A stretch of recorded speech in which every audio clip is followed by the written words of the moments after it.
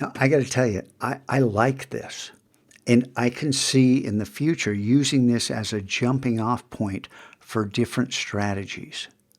But for right now, I'm going to show you where I went and we're going to reproduce this. But just remember, at any point in this layer stack, you can turn things off and then make a new layer, select all, merge everything visible, select all, cut, delete, deselect, delete, and start a new layer, a new Photoshop stack.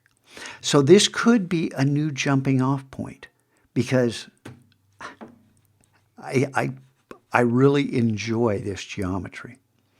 But here's what I did is if I turn this on, this is radically different. It's more complex.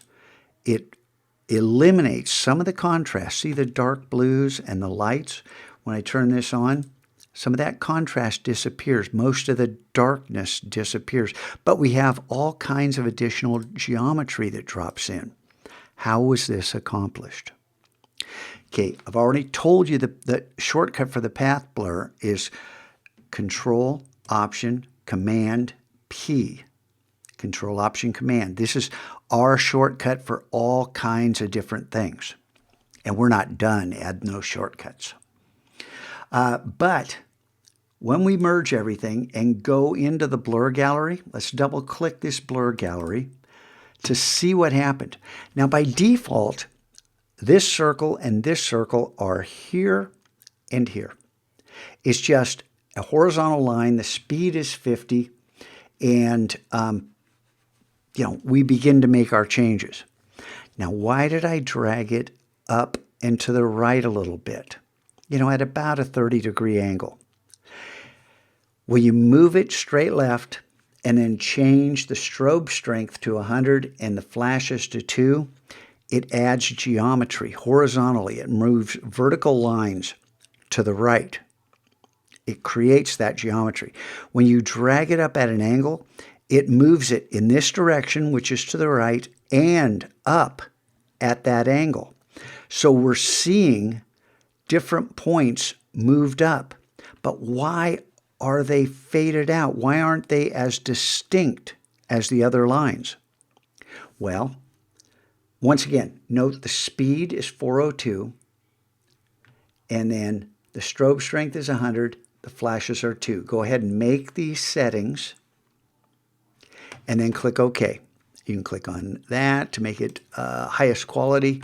Click OK, but then notice I have a light and blend mode. Here's normal.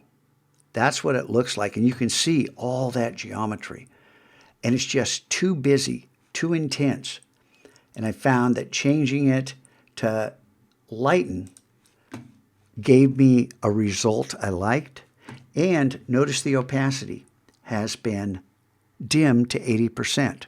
So it's not 100%. If, with the Move tool, I tap 0, that's 100%. That's 20%, 50%, 80%. Now, why'd I stop there? And is it the right choice? All of this is seasoned to taste. You got to make those decisions for yourself. But that's where I stopped with this. And then Shift Option Command N, E, O, A to get back to camera raw. And then you might say, whoa, what the heck happened? This is a different strategy. We have a different image, a different set of pixels, a different strategy to handle them. So what went on? Notice once again, or notice that there is no blend mode. There is no opacity shift. So everything happened in the camera raw filter. We double click on that to see what happened. Nothing changes. Nothing changes. But texture, clarity, dehaze, vibrance, and saturation did change. And you can see some weird things. Texture, positive 16. Clarity, minus 39. Dehaze, plus 65. Then vibrance, which makes it the colors brighter, plus 11. But look below, minus 77 for saturation. Just sucking the chromatic value out of those pixels. Now hit the letter P, before, after. You know, this is one of an infinite number of solutions. I'm going to click OK. And there we are. We got one more step, and I want to talk about something else, and then, we'll move on. We'll end this for now, whatever happens. But try to replicate this. Try to wrap your head around the thought processes behind it, and try to understand why I'm making the decisions I'm making. Are they the right decisions? No, absolutely not. They are amongst a collection of decisions that keep pushing these pixels in the right direction. Could we go a different direction? Yes. Could we screw everything up? Absolutely. 99% of the things we do can screw this up. You got to find this path. Move slowly and gradually moving your work towards something that's visually appealing.